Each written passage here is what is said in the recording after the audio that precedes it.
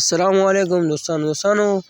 موسی خان په 100 چا ورکړی چا قتل کړی نو پوره حقیقت سره په دې ویډیو کې شیر کوو ویډیو تر اخره پورې ګوره راځئ عمر سره دی ورور دا ویډیو وګوره دی نه بعد سره بیا موږ خپله خبره کوو چې موسی خان چا قتل کړی او په څه باندې قتل شوی دی نو ټول حقیقت سره په دې ویډیو کې وګورئ ادارې ته رباب راوړی دی که رباب دومره غټه ګناه چې تا په توره شپه باندې هغه د هاسټل نه وکاږې او په 10 بجې هغه د هاسټل نه راوباسې د هاسټل نه یې شړې هاسټل ورله کینسل کې او هغه به په دې توره شپه باندې چېرته ځي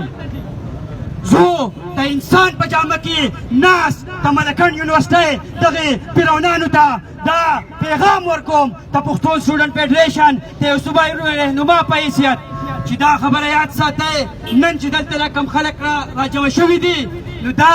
داسې یو علامتي احتجاج دی دا مونږ صرف د خلکو له پیغام ورکو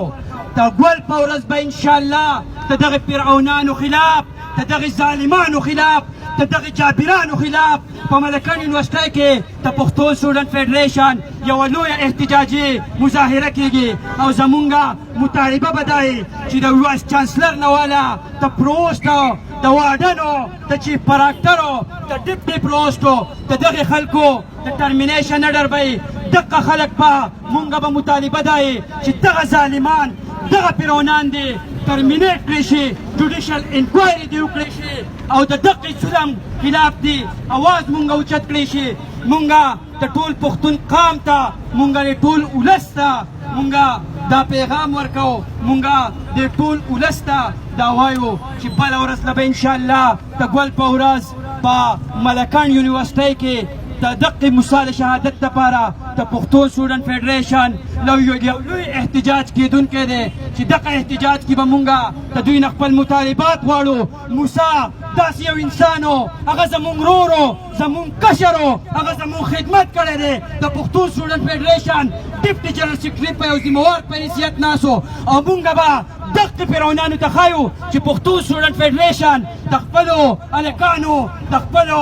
ذمهوارو خلکو او د پښتون سټوډنټ فیډریشن د خپلو خلکو په څه طریقه باندې تپوس کوي او که زموږ مطالبات ونه منلی شو نو د ملکن یونیورسټۍ د دغې فرعونانو د ټولو دفترو ته به اور ولګوو انشاءالله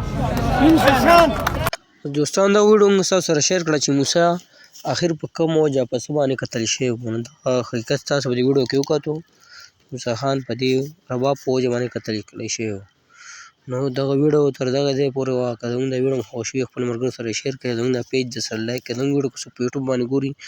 داسې قسم ویډیوګانو دپاره زموږ چینل ضرور سبسکرایب کړئ چې داسې ویډیوګانې تاسو ته په وخت باندې میلاویږي نو موږ د راکړه اجازت په راروانه ویډیو کې میلاویږو د الله په امان